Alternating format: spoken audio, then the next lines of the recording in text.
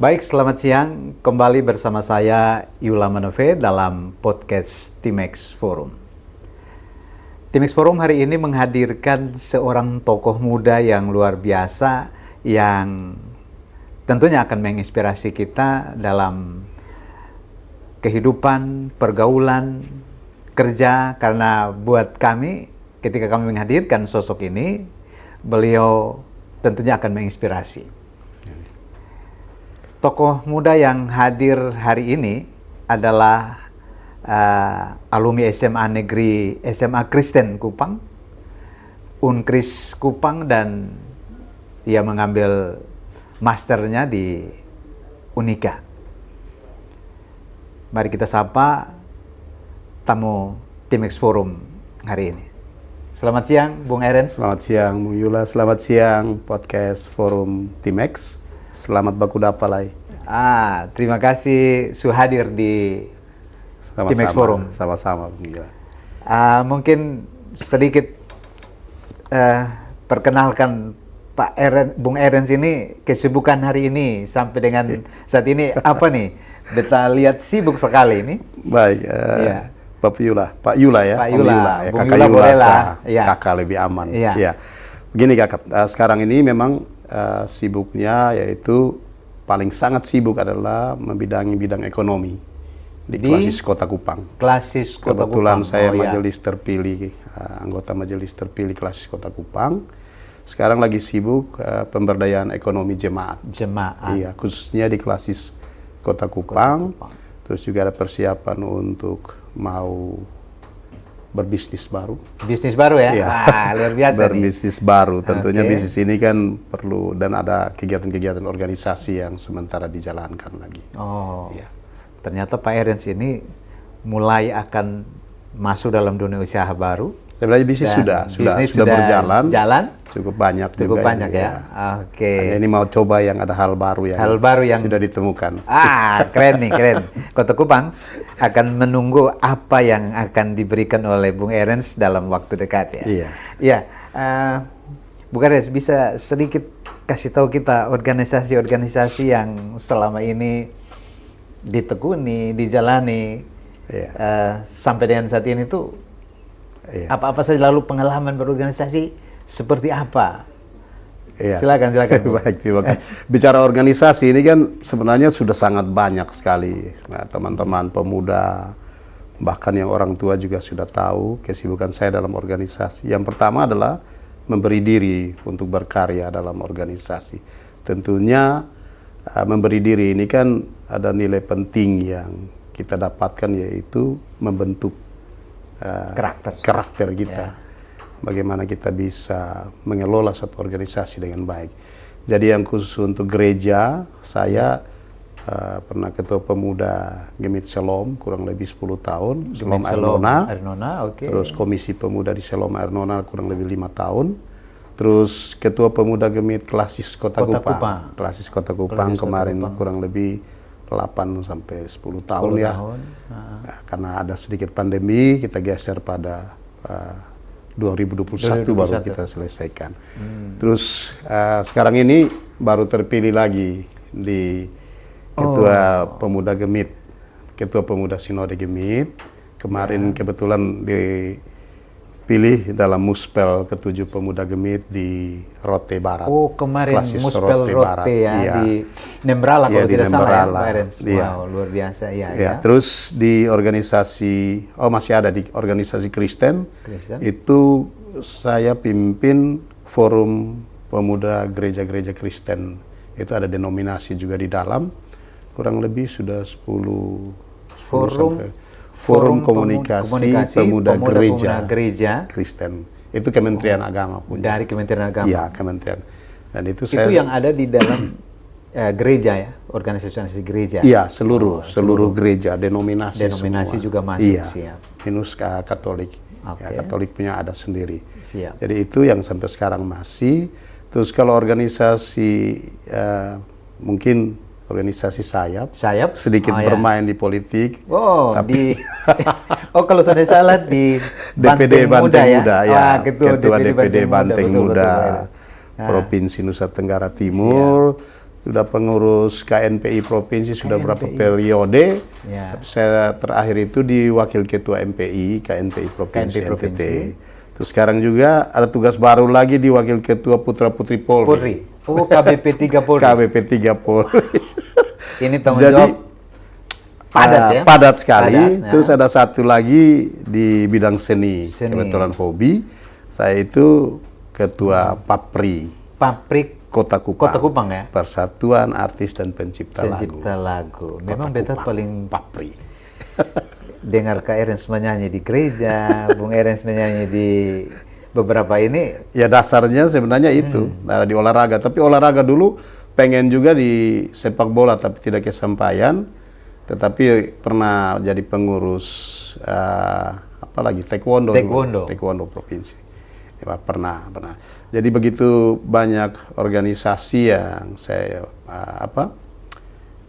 saya ikuti ya. Saya ikut terus saya terlibat di dalam masih banyak organisasi, belum lagi yang di gereja-gereja yang ada pelatih vokal grup dan lain-lain. Ada memberikan motivasi di pemuda dan juga di kantor saya juga di PT Pegadaian area Kupang.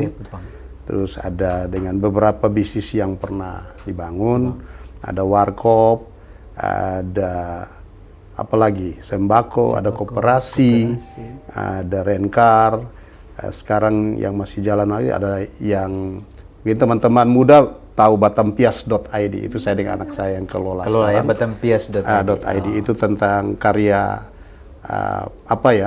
pakaian-pakaian baju kaos ya untuk anak muda, tapi dengan tulisan-tulisan karya-karya dari NTT, motif NTT seperti Sasando, Siri Pinang, ada patung ini Tirosa, jadi bisa dikunjungi. Ya.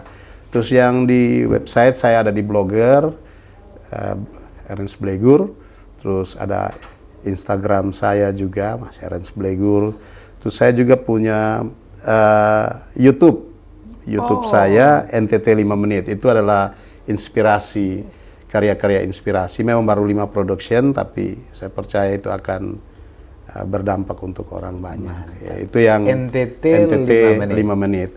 Terus untuk teman-teman di Facebook, setiap pagi itu saya ada karya Leaders Inspiration. Itu inspirasi kepemimpinan. Itu di situ ada kata-kata bijak, kata-kata motivasi, kurang lebih sudah 1000 yang saya buat, 1000-an lebih. 1000-an lebih bisa dikunjungi. Artinya, kenapa saya buat begitu? Iya. Saya mau kasih tahu teman-teman muda, seluruh orang muda di Kota Kupang, di NTT, siapapun yang menyaksikan ini, bahwa belajar itu tidak akan pernah berhenti. Ya. Long life education. Jadi kita terus harus mengedukasi diri dimanapun kita berada. Apapun yang kita lihat harus tetap. Artinya bermakna lah. Bermakna untuk orang lain ya. Sekarang saya sementara menggeluti Ernst Blegur Foundation yang sementara dibuat. Tuhan sayang kalau tahun ini bisa di launching dengan titlenya Blessing Mission. Misi berkat. Iya. Jadi itu saya dengan keluarga, istri dan anak-anak, tugas kami adalah memberi bantuan dalam segi apapun. Mau dari motivasi, dari bantuan-bantuan makanan dan lain-lain. Kita kerja. Kerelaan hati. Ernst Blegur Foundation. Wow. Ini luar biasa. Ini yang saya bilang tadi. Tamu Timex Forum hari ini menginspirasi banyak. Nah, kita akan fokus ke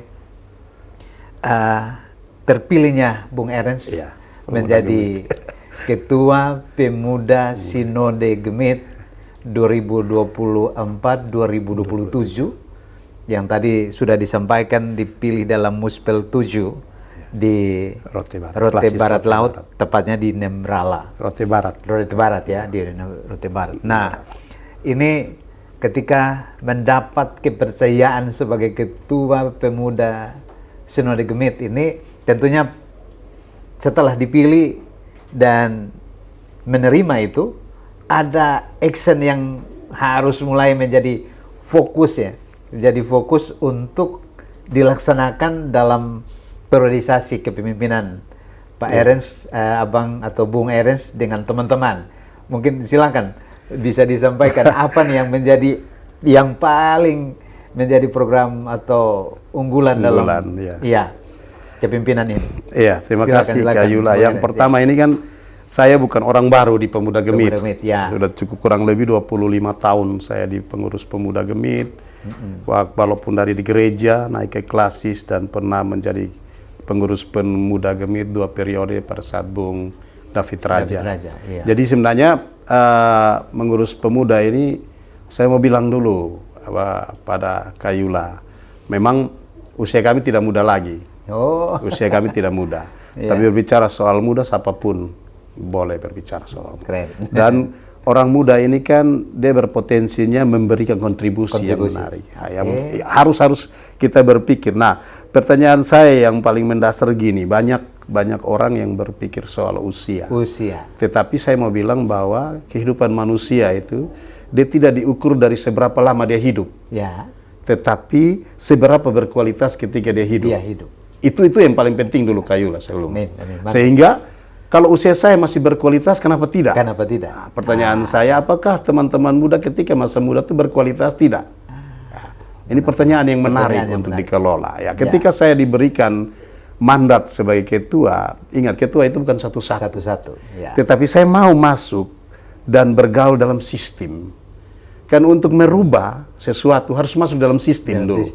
Nah, ketika saya sudah di dalam sistem, bahwa otoritas itu yang nanti saya akan lakukan. Yang pertama, bahwa kita ketahui bahwa sekarang ini pengangguran intelek di NTT ini sangat banyak. Dan paling banyak itu juga biasanya terdapat di kita sendiri, pemuda gereja. Tanpa sadar, kita tidak pernah tahu bahwa kita ini sementara menciptakan kader-kader pemuda yang intelektualnya tinggi, tapi nganggur. Lapangan kerja di mana sekarang? Nah, konsep itu saya coba berpikir beberapa periode kepengurusan kita, tetap tetap mandek, tidak bisa lanjut. Tapi ketika saya dapat mandat kemarin kita diskusi panjang lebar di musyawarah di Muspel sana, bahwa ada banyak klasis yang punya sumber daya alam yang sudah ada, tetapi tidak bisa dikelola dengan baik. Sudah dikelola dengan baik, tapi tidak ada pasarnya. Untuk didistribusikan. Sehingga ini jadi PR besar untuk saya ketika periode ini. Dan konsep ini kebetulan saya kasih kawin dengan konsep saya di Klasis Kota Kupang, nyambung. Yang Biro Ekonomi tadi.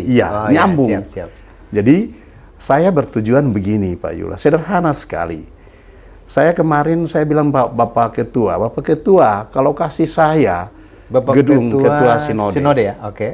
Bisa enggak pemuda itu punya gedung yang besar satu untuk menampung semua hasil bumi karya anak-anak Gemit. Contoh, pemuda di Alor sekarang di Kalabai, sementara mau beberapa bulan lagi itu mereka bisa panen cengkeh sekitar 10 lebih ton. Cengkeh? Ya, mau dibawa kemana? Vanila kurang lebih 3, 4 sampai 5 ton. Mau dibawa kemana? Kalau kita sendiri tidak menciptakan pasar untuk mereka. Nah, sehingga gini. Jadi tujuan saya ada klasis yang menanam, ada klasis yang siap pemasaran, dan ada klasis yang menampung. Nah, Gemit menjadi rumah besar sebagai penampung. Habis itu kita cari klasis untuk pemasaran, menjual. Nah, kalau kita sudah dapat pembeli, inilah yang disebut dengan memberdayakan ekonomi gereja. Kalau ekonomi gereja, ekonomi jemaat sudah maju, dengan sendirinya tingkat pengangguran itu mulai berkurang karena fokus orang adalah di usaha seperti ini. Itu yang tujuan saya. Yang kedua, saya juga sementara meneliti soal bagaimana pemberdayaan ekonomi jemaat ini sampai pada proses produksi. Proses produksi. Kemarin cerita sedikit, kebetulan saya ngajar di salah satu kampus, itu ada materinya inovasi bisnis, dan dari yang tidak bisa menjadi bisa. Jadi yang mereka tidak tahu menjadi tahu. Kenapa? Sekian SKS saya bawa mengajar di lapangan, dan akhirnya mereka menciptakan 5 produksi yang saya kasih nama rumah produsen UKW. Ini menjadi salah satu kekuatan besar untuk mereka kembali ke daerah-daerah mereka masing-masing. Melihat potensi alam terus mengelola. Nah, kita harus ketika kita berada dalam sistem ini, yang pertama intinya adalah servant leader, pemimpin yang melayani. Nah, Kalau kotong sudah pakai sistemnya servant leader, pemimpin yang melayani, berarti kita sudah harus memberi diri, bukan jabatan yang kita. Sehingga saya tidak mau salah tafsir bahwa Bung Erens ingin cari jabatan dan lain-lain. Saya sudah selesai dengan diri saya. Sehingga saya mau selesaikan ini dengan orang lain. Orang lain merasakan bahwa kesuksesan saya bukan kesuksesan saya, tapi kesuksesan bersama. Itu program kita. Program yang kedua, saya pengen begini, tahun depan itu, kalau Tuhan sayang kita sudah mulai, itu Pekan Raya Pemuda. Pekan Raya Pemuda. Pekan Raya Pemuda itu ada porseni budaya. Ada olahraga, seni, dan budaya. Dan itu nanti kita akan kerjasama intraorganisasi termasuk dengan pemerintah. Jadi mempersiapkan kader-kader muda dalam bidang olahraga, seni untuk nanti 2027 atau 2028 PON atau PON di NTT. Itu sudah bisa. Kita punya unjuk gigi. Gereja menjadi rumah besar untuk menyiapkan kader-kader itu ya. Karena kita tidak punya tempat lain sekarang. Kita lihat event-event organisasi olahraga dan lain-lain makin kecil di NTT. Sehingga Gemit membuka peluang untuk itu. Dan itu dilakukan oleh saya dan Pemuda Gemit. Itu konsep saya. Kalau seremonial lain ya seperti kebiasaan ada program-program yang lain, mungkin membina watak, akhlak dan lain-lain, itu nanti dalam pemuridan. Terus juga nanti kita persiapan untuk pawai pasca yang betul-betul rohani.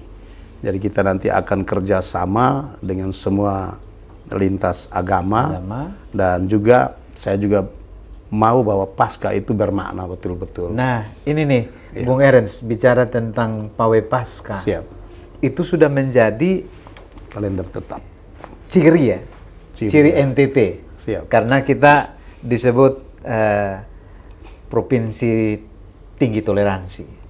Dan pasca itu menghadirkan banyak sekali, bukan saja orang Kristen, tetapi yang non-Kristen pun terlibat di dalam. Setuju. Dan kurang lebih 4-5 tahun kita vakum karena pandemi dan lain-lain. Berbagai aspek. Ketika Pak Bung Erens bilang, saya masukkan sebagai salah satu program lagi yang harus dijalankan di tahun ini. Mungkin sedikit penjelasan menyangkut dengan pawai pasca yang rohani, yang menarik. Karena dia kemarin itu kalau saya tidak salah ya, kami sudah melihat pawai pasca itu sebagai wisata religinya di NTT. Sehingga kalau ini terus dikembangkan lagi, ini mungkin sesuatu yang menarik untuk orang datang lagi ke NTT. Itu konsepnya seperti apa nih? Betul, Bu Lila. Jadi gini, ada titipan manis dari Bapak Ketua Sinode bahwa setiap kegiatan itu dampaknya harus ke ekonomi juga. Jadi apa yang kita buat, dia punya imbasnya adalah kesejahteraan jemaat, ekonomi dan masyarakat. Itu pemikiran dari Bapak Ketua Sinode. Jadi kami sudah berpikir beberapa waktu ini sudah mulai mendesain soal pawai pasca. Religi tetap religi, tidak boleh digabung dengan hal yang lain. Yaitu konsep itu. Konsep yang kedua, keteraturan dalam pengurusan pawai. Pemerintah dilibat, orali terlibat, kepolisian, tentara, semua kita libatkan. Sehingga ketika berjalan itu ada konsekuensi yang kita buat adalah waktu. Pertama waktu. Karena kebanyakan kita mulai sudah sore, kesian ada beberapa barisan yang terakhir itu sudah sampai larut malam. Itu juga tidak efektif. Sehingga dari segi waktu, terus kita akan hidupi juga dalam kegiatan pawai pasca selain rohani seperti tadi ekonomi, itu akan ada juga di garis finish dan garis start itu ada tempat pameran UMKM. Jadi semua masyarakat jemaat yang sebelum pawai dimulai, itu bisa menikmati hidangan UMKM dari seluruh gereja yang mengikuti. Terus keterlibatan dari klasis-klasis, yang paling penting adalah keterlibatan dari, kita buka ruang, keterlibatan dari organisasi gereja, OKP, terus organisasi Kristen ya, OKP, terus lima agama. Selain dari itu kita tutup dulu untuk sementara. Kita benahi back to the basic, kembali pada pawai pasca yang sebenarnya. Makna. Jadi ada etape, ada kesengsaraan dan lain-lain, itu kita perkuat. Terus kita kurangi kendaraan yang hilir mudik dalam pawai. pembenahan sound system dalam pawe dan lain-lain. Ya. Jadi betul-betul itu ada satu perayaan religius yang betul. benar membawa itu yang jemaat, disebut ya? prosesi. Prosesi. Itu yang disebut prosesi. Prosesi Paskah. Iya, prosesi kemenangan Paskah. Jadi bukan pawe. Kalau pawe itu kan ada hiruk pikuk, ada drum band, ada marching band dan ini lain. Jadi dia di situ. Seperti kita lakukan yang sekarang saya gagas itu kurang lebih sudah jalan salib yang ke-10, ada 8. Ya. Jalan salib, prosesi jalan salib. Kurang lebih dia akan seperti itu. Jadi kita akan nyambung dari Jumat, Sabtu, Minggu sampai Senin. Saya ada diskusi lagi untuk bagaimana supaya tamu-tamu dari Semana Santa bisa mereka kembali, kita tampung mereka sebagai tamu wisata. Terus mereka bisa menyaksikan Pawe Paskah kita. Jadi kita tutup di hari Senin. Selasa mereka bisa pulang untuk. Jadi mereka dari Flores, Semana Santa, kita bisa hadirkan untuk menyaksikan Pawe Paskah. Jadi orang-orang yang dari, ini kita keterlibatan kita nanti kita sedikit rubah bahwa promosi dan lain-lain itu nanti pariwisata dan Kementerian Agama yang nanti kita melakukan itu. Jadi kita hanya fokus di kegiatan. Nah, sehingga ini harus mindset pemuda sudah harus berpikir jauh, dan kita harus buka link untuk wisatawan untuk datang menyaksikan bahwa inilah prosesi religiusnya yang ada. Kita harus pertahankan, artinya yang sudah ada sangat baik, ya, dia turun sedikit jadi baik, tapi kita akan bikin lagi kembali pembenahan kecil. Tentunya harus ada, kita hadirkan senior-senior yang terdahulu, teristimewa ketua-ketua pemuda Gemit yang terdahulu untuk mereka kasih masukan. Dan semakin banyak senior kita semakin kaya. Semakin kaya dalam ide, kreativitas. Ya, nanti kekurangan itu kita pangkas, dan tidak kalah penting adalah kebersihan kota. Ya. Jadi gitu habis, tidak ada sampah di jalan. Selesai juga sampah di jalan. Sehingga kita perbanyak di korlap dan lain-lain. Ya, pikir ini pengalaman-pengalaman yang menarik. Untuk pembenahan Pawe Paskah, dan yang paling penting adalah kita jaga hikmat dari prosesi tersebut. Nah, Bung Erens, ini panjang. Beto mau bawa ke pemberdayaan ekonomi yang menjadi lokus Bung Erens ada dalam salah satu pengurus atau wakil ketua ya bidang ekonomi di Klasis Kota Kupang, dan beberapa waktu kemarin dipercayakan menahkodai pemuda Gemit, dan tadi ada pesan dari Pak Ketua Sinode bahwa semua kegiatan-kegiatan yang dirancang dia bermuara kepada pemberdayaan ekonomi jemaat. Nah, mungkin konkretnya seperti apa nih? Ya, Pak Yula, ini kemarin ini kan saya kunjungi ke beberapa bukan pengusaha, ada yang petani, ada yang pengusaha. Dan kemarin itu saya dapat ada beberapa orang yang pantas dikasih mereka peluang untuk mereka berbicara. Dan besok ini saya ada pertemuan besar di Hotel Sesando juga untuk 6 UMKM yang saya bawa, dan saya mewakili pemuda gereja, bukan Gemit saya tapi seluruh gereja. Mewakili untuk bicara bawa anak pemuda. Konsep kami itu sebenarnya sederhana. Yang ada ini kita berdayakan. Dan kalau yang ada sudah diberdayakan, berarti ketika kita memberdayakan mereka, kita sudah harus siap pasar. Ya. Itu konsep sederhana. Itu konkretnya harus dikerjakan. Bagaimana mereka panen? Seperti kemarin saya di Niki-Niki di Klasis Amanuban Tengah Utara. Kalau saya lupa, Amanuban Tengah Utara. Itu ada sementara ditanam 20.000 anakan lombok. Dari 20.000 anakan lombok itu, kalau dipanen jadi berapa ton? Sudah harus dipikirkan dari sekarang. Sehingga konsep itu harus dibangun dengan baik. Sehingga tawaran mereka bahwa bagaimana Pak Eres kalau kita bangun galeri-galeri di setiap gereja. Galeri ini fungsinya menampung dan menjual hasil-hasil dari panenan mereka. Sehingga itu menjadi hal yang penting. Kalau saya bilang lebih sederhana buat kafe-kafe di depan gereja, tapi 1 bulan 1 kali untuk menampung hasil-hasil panen dari mereka. Itu konsep yang kedua adalah semua ekonomi harus bergerak secara bersama, dan kita yang kurang dari kita adalah pendampingan. pendampingan. Pendampingan. Orang sudah mulai kerja nih.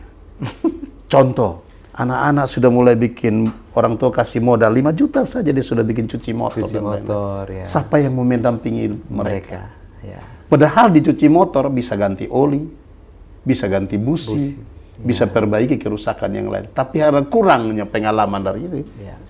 Itu kita tidak perhatikan hal-hal kecil. Contoh, dia hanya bisa tanam, tapi konsep dia hanya bisa tanam. Dia tidak tahu nanti hasil panennya kemana. Ya. Sehingga kemarin konsumtif saya, untuk konsumtif.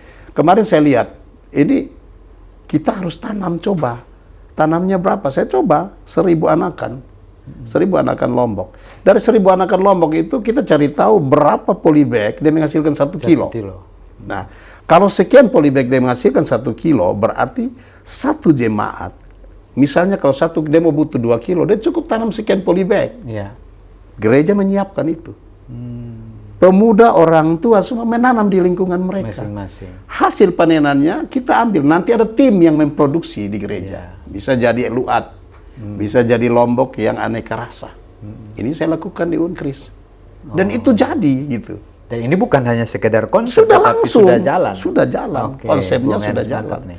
Jadi sehingga pemberdayaan ekonomi ini yang namanya kita harus tidur di lapangan, kita harus tinggal di lapangan supaya kita tahu. Ya, saya diskusi langsung di lapangan melihat hasil tanam dari teman kita, salah satu pengusaha muda, Pak Yosyela, itu di Bakunase, jalan mau ke Puskesmas. Itu panenannya papaya California, terus ada juga sayur paria atau biasa istilahnya sayur apa tuh? Iya. Nah, paria terus dengan sekarang di celah-celah pohon pepaya dia tanam pisang Ambon sebanyak 1.000. Kalau itu dipanen berapa banyak itu? Mau dikemanakan? Belum semangka. Nah ini aset-aset yang harusnya Gemit lihat orang-orang penting ini, orang-orang penting. Sehingga kemarin saya hadirkan, saya bilang, aduh saya ingin bawa Bosong ke ini aja di TVRI. Iya. Saya mau hubungi orang TVRI atau mana begitu. Mari Bosong cerita tentang keberhasilan yang teman-teman rasakan. Iya. Dan ini sebenarnya orang bilang apa ya? Aset kita yang paling berharga gitu. Iya. Kenapa orang harus ke pegawai negeri? Kenapa orang harus ke BUMN? Kenapa orang tidak melihat Pola ini juga merubah mindset ya. Iya, sehingga ketika mereka hadir ada dampak. Iya. Jadi kemarin saya sudah ada pilih, ada beberapa, ada pengusaha aksesoris, terus ada pengusaha yang jual peralatan handphone dan lain-lain. Dari kecil sekarang jadi besar. Asetnya sudah luar biasa. Terus ada lagi yang kebetulan anak saya yang batampias.id itu sekarang sudah sekitar 20 season dia punya penjual. Produksinya sudah 20. Terus ada lagi yang apalagi aksesoris yang gelang. Nah ini saya mau kasih tunjuk bahwa orang-orang harus tahu gini. Ya. Potensi anak muda. Iya. Kita boleh teriak di menengah ke atas. Ayo kerja. Kerjanya apa? Tolak ukurnya. Padahal semua yang tertidur di bawah ini kita belum sampai kepada mereka. Sehingga Tuhan kasih saya untuk main dalam sistem ini, Kakak Yula dan teman-teman semua. Saya merindukan dalam sistem. Iya. Sehingga kalau otoritas itu berada biasa di kepemimpinan. Ya, sepakat. Iya. Jadi kalau dia sudah ada itu otoritas dalam kepemimpinan, dia sanggup membuat apa yang tidak bisa menjadi bisa. Iya. Jadi ketika kehadiran saya di sini, saya ingin merubah wajah pemuda Gemit ya. Bahwa kita bisa bersaing dengan teman-teman. Bayangkan kalau semua gereja sudah ada galeria, galeri UMKM, kemajuan yang luar biasa. Bicara soal UMKM, pemuda Gemit bisa fight. Iya. Jadi ini contoh-contoh kecil, contoh-contoh sederhana. Jadi saya mau dia naiknya bersama. Seni dia naik bersama, olahraga dia naik bersama, ekonomi pun akan bertumbuh di situ. Dan konsep ini akan menumbuhkan pendapatan, asumsinya pendapatan gereja akan bertambah. Di gereja, jemaat ya? Jemaat. Lokusnya. Jemaat bertambah, itu dampaknya ada ke masyarakat. Tingkat pengangguran menurun, kenakalan makin menurun, kesibukan orang adalah melihat. Sekarang lahan tidur banyak. Saya mau sampaikan dulu di teman-teman pemuda, teman-teman khusus gereja dan lain-lain. Bahwa kalau di Amerika itu asetnya kerja, orangnya tidur. Ya, pasif ya. Iya. Kalau kita tidak, kita aset yang tidur, kita yang kerja. Kerja. Kita contohkan berapa banyak aset-aset ini di NTT yang tertidur. Tanah-tanah kosong, gedung-gedung kosong pemerintah maupun di Gemit. Di Gemit. Nah, mari kita berdayakan bersama. Konsepnya adalah ketika kita membangun pemberdayaan ekonomi, semua dampak akan terasa. Betul. Iya. Bagaimana Kotong NTT mau jadi provinsi termiskin? Termiskin terus ya. Jadi progres saya ke depan ya tidak usah jadi orang hebat lah. Tapi orang yang melayani. Ya, orang yang melayani. Saya ada ketika mereka butuh. Sehingga saya bilang saya punya keluarga, istri dan anak-anak. Tanggung jawab ini sangat besar. Bukan sebagai pemimpin, tetapi bagaimana saya bisa melaksanakan kepemimpinan ini dengan baik. Yang kedua, saya bisa hadir ketika mereka menangis, ketika mereka susah. Saya ada di tengah-tengah itu sudah cukup. Kenapa? Karena ketika orang butuh kita tidak ada, itu menjadi salah satu tanda tanya. Di mana kita? Di mana? Ya. Sehingga kalau yang bisa menolong adalah yang saya bilang tadi, saya buat yayasan. Ernst Blager Foundation. Saya kasih nama Blessing Misi. Blessing Misi. Ya. Misi berkat ini dia harus sampai. Dia harus sampai. Dia harus sampai Ya, dia kepada sampai. yang benar-benar. Orang butuh ya, pendidikan, apa yang saya bisa buat? Mungkin saya kumpul buku-buku bekas, saya bisa sampai ke dong. Saya bisa membuat materi-materi kecil, saya bisa sampai di desa menyampaikan. Ya. Mereka susah, saya contoh sekarang saya pelayanan sampai di Flores. Kemarin walaupun tidak resmi, saya sudah bisa bangun, ada salah satu janda punya rumah dengan bantuan teman-teman dari nol. Seratusan lebih juta. Dan itu Tuhan buka jalan. Kenapa itu tidak bisa dilakukan oleh semua pemuda? Gitu. Kalau sekarang kita bicara stunting, pemuda di mana? Ya. Kalau pemuda yang punya penghasilan sudah di atas rata-rata, mari Anda menjadi salah satu bagian dari itu. Jadi bapak Misi berkat. Misi berkat. Jadi bapak asuh. Bapak asuh bagi. Iya, bagi orang yang membutuhkan. Kan tidak terlalu susah itu. Iya. Contoh orang-orang ojek yang kerja dari pagi sampai malam. Kalau ada kesempatan setiap minggu saya bilang Blessing Mission turun. Iya. Ayo masak teman-teman. Bagi makan di orang-orang yang tidak sampai kita ke rumahnya mereka. Mungkin orang capek di jalan dan lain-lain. Nah, misi-misi seperti ini bukan sebenarnya orang bilang bukan mau cari jati diri lagi. Kita sudah selesai dengan hidup kita. Ya. Mau cari apa? Jadi saya berpikir bahwa pemberdayaan pemuda bukan saja dari fisik, bukan saja, tetapi jiwanya juga harus tertolong. Tertolong. Ya. Ya. Salah satu catatan kemarin anak saya yang perempuan, dia ketua forum anak NTT. Terpilih ketua forum anak NTT, saya bilang jangan Anda bicara soal hak-hak anak, tapi Anda harus bicarakan dari kesejahteraan anak. Oh, ya. Mereka pintar, tapi kalau perut mereka kosong, tidak bisa. Sepakat. Sehingga ketika Adi jadi ketua, ada hal penting yang harus Adi pikirkan. Catatan terpenting itu. Beta tantang bahwa Anda tidak boleh berbicara di sini. Forum yang lebih besar Anda harus bicara supaya dunia tahu bahwa orang NTT bukan orang yang bodoh, orang NTT bukan orang yang tertinggal. Kesempatan yang kurang ada untuk orang NTT. Iya. Jadi itu yang saya mau sampaikan. Ya, tidak terlalu banyak, Kak Yula, tapi semoga ini bermanfaat untuk pemuda ya. Saya tegaskan lagi bahwa hidup Kotong ini kalau berarti ketika Kotong hidup itu berkualitas. Berkualitas. Iya. Daripada kita umur 70, 80, oh beta masih 17 tahun, beta masih 20, beta masih 30, kalau beta tidak berkualitas, benar. Sama aja. Ya. Jadi minta maaf kalau ada yang salah. Ya. Dalam ucapan. Ya. Oke, baik, ini tokoh inspiratif yang saya hadirkan hari ini. Banyak konsep-konsep pemikiran beliau yang akan dituangkan dalam kerja-kerja nyata, bahkan sudah dilakukan, dan itu akan dilakukan lebih baik lagi, dan banyak pesan yang sudah disampaikan kepada kita semua.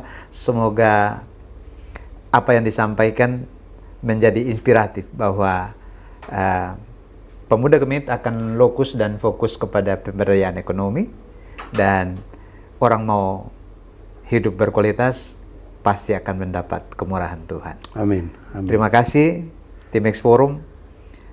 Terima kasih Pak Erens. Terima kasih. Selamat Pak Yuda. beraktivitas dalam berbagai bentuk pelayanan dunia usaha dan juga organisasi yang digeluti.